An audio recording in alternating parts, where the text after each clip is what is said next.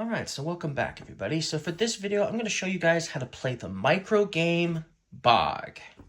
So in Bog, the object of the game is to try to get the most victory points at the end of the game. And you'll do this in a variety of different ways.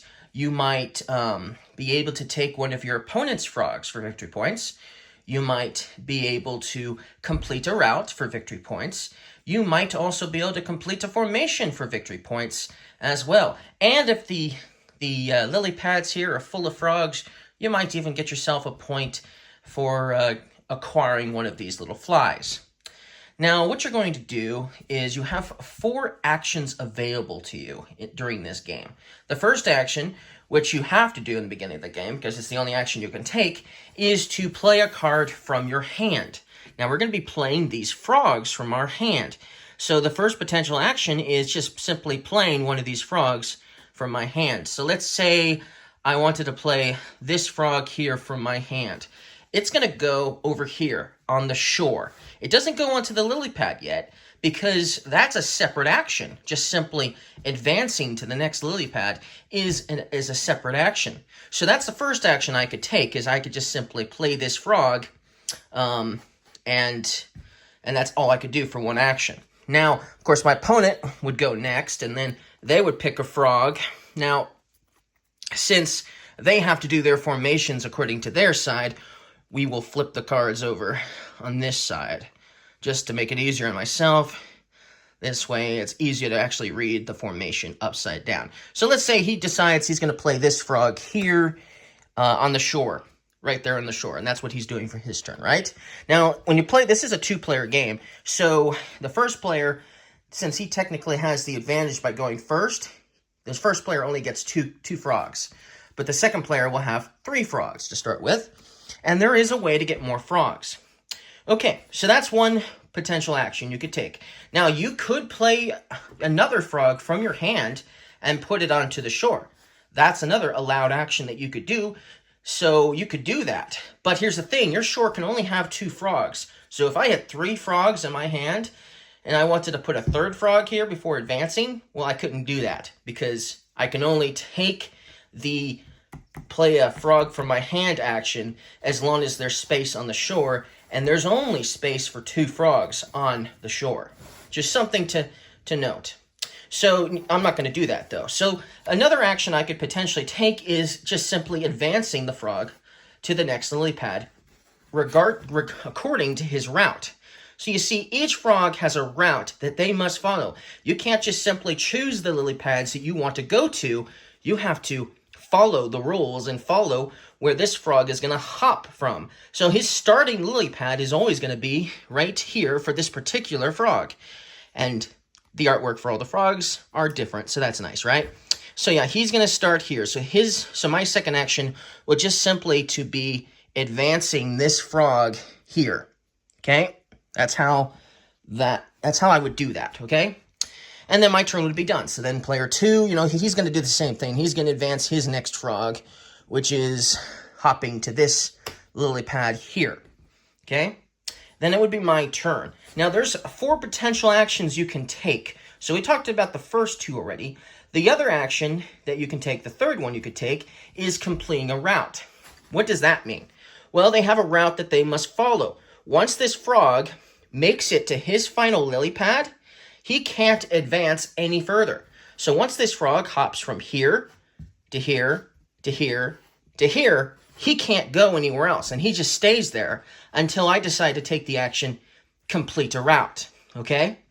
So when you do, so let's just say that he is going to, I'm just going to do for my next turn is I'm going to have him advance to the next lily pad.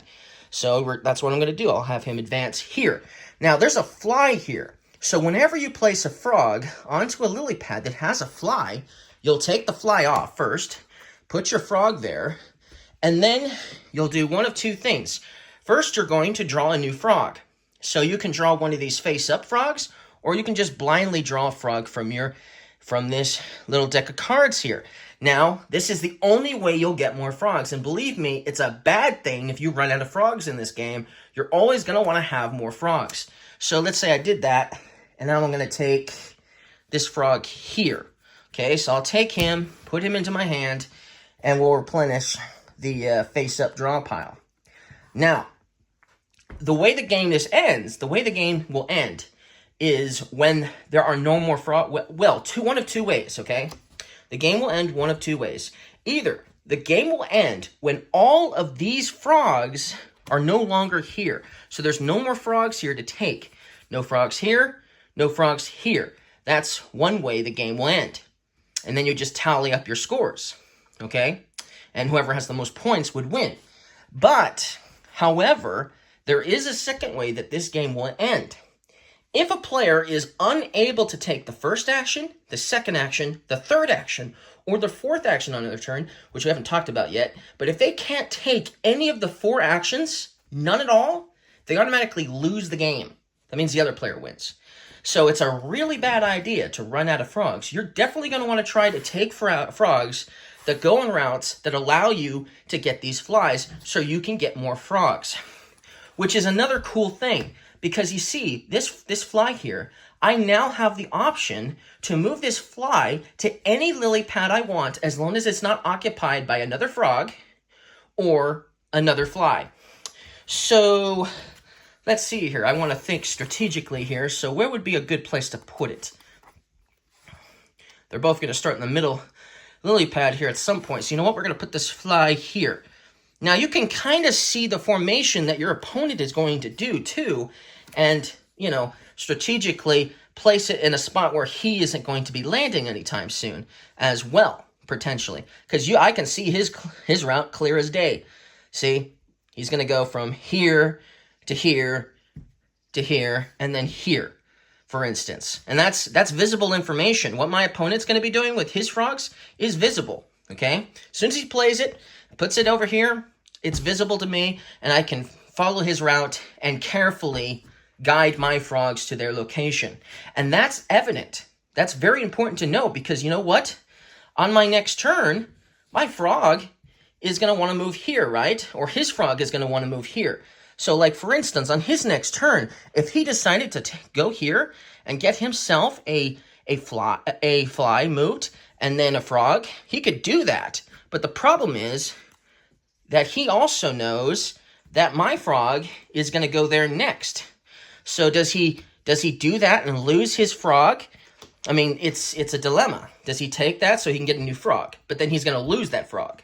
And then I get a point. Or does he just leave it there and wait for me to go there and I get another frog, but then I lose my frog? You see the dilemma. And of course, I have to have other frogs to play, and he has to have other actions that he can take. Otherwise, he might be forced to move that frog and lose it. So there's a lot of strategy here to be sure of what you could potentially do on your turn. You're going to definitely want to be keeping an eye on what your opponent is doing and where he's going, definitely. It's kind of like a chess game almost. So that's something that could happen. But let's just say, for the point of argument, he wasn't paying attention to where I was going, and his next action would be to go here, put his frog here, okay? And then he gets to move this frog, so he's thinking he's going to go here next. So you know what? He's going to move the fly here, thinking that's where he's going to go next. And then he's going to take a frog. So let's just take one of these, okay? Then my turn would go. And then I would advance my frog to this location here, taking his frog away. So he loses the frog. But whenever I take a frog away from an opponent, we flip it to the other side, and we move it, so that way I'm looking at the number 1. So whenever you take a frog from an opponent, you get 1 point. So we'll just have this over here to indicate that I got 1 point. Now you'll notice there are 2 other numbers on this card. There's a 2 and the 3. So how do you score them? Well, we'll get to that. First, let's let player 2 decide what he's going to do here. He's got 3 frogs. So let's just say he's going to start and place this frog here on his shore. Okay, that's what he's going to do. His turn's done. Then it's my turn, and I'm going to move this frog here. And then that means I get another frog, but first I get to move this. So we'll move it over here so it's as far away from my opponent as possible. Then I will just take one of these, and as my, gift for moving another fly, causing another fly to move. And then that's my turn. My turn is done. And then Player 2, he's going to advance his frog to this lily pad here. And then now there's a third action I can finally take. I can now finally take complete a route. So when a frog reaches the end of its route, I can take the action, complete a route. This frog is removed, he gets flipped over, and you get to put the card in this direction, showing the 2. So now I've got 3 points. Now you're probably wondering, how do you get 3 points in this game? Well, you'll notice that these cards here, they have a formation down here. So you'll notice there's check marks on these lily pads. There's a check mark here, here, and here, and they're all different on all the cards. So if there was a frog here, a frog here, and a frog here, as a fourth potential action is I could score a formation. That's the fourth action, scoring a formation. So that's another way you can get victory points. Now this formation doesn't have to be perfect. So for instance, let's just say there was a frog here, and there was a frog here. Well, that's not a complete formation. There's still one missing in the middle here. Let's just also say that this frog is my opponent's. So this was my frog, but that was his frog, but this was the formation currently shown, and it was my turn to take an action. I could use this card if it was in my hand. Once it's on the shore, you can't use it for the formation. But if it's still in your hand, I could say I'm going to complete a formation. Even though that's his frog, and this is my frog, and there's nothing here in the middle for this formation, I can say I've completed this formation, I'm going to complete this formation, and then I move it to the amount of frogs that are in the formation, which is 2. Doesn't matter if it's my opponent's frog or mine, does not matter. But I get 2 points. So how you get 3? Well, there would have to be a frog here in the middle. The entire formation would have to be complete in order to score 3 points, which means that you could even have just 1 frog in the formation, but if you decide to take that action, you're only going to get 1 victory point. And that's how you're going to get victory points in this game. That's the only way you're going to score 3 victory points, is if you are able to get a perfect formation. Of course, this is in my hand, and so my opponent has no idea what formations I might have, and so he therefore does not know that what he's doing could potentially help me complete a formation. Same here with me. I don't know what formations he has, and I could be helping him unknowingly. That's pretty cool. So these cards in my hand are secret, and they could be, just about anything. Of course, if I take one of these face up, he might have an idea, or he might remember which card I just took, and he might be thinking, oh, he has that card in his hand, and I think I remember the formation. And that's perfectly allowed because it was face up for everyone to see, which is why you might be tempted to just simply take a blind draw instead of a face up draw. So that's kind of strategic in a way too, but you might be tempted to take a face up knowing you're going to get a formation you like. Not a formation you like, I mean a route you like, because not all the routes are as good. You might take a route that's actually going to cause you to lose a frog right off the bat, and you don't like that idea, but hey, if you take this frog that's face up, it doesn't put your frog anywhere near his frogs that are currently on the lily pad. So there's a lot of strategy into what to take, into what to play, into when to advance a frog, into when to put a frog onto the shore.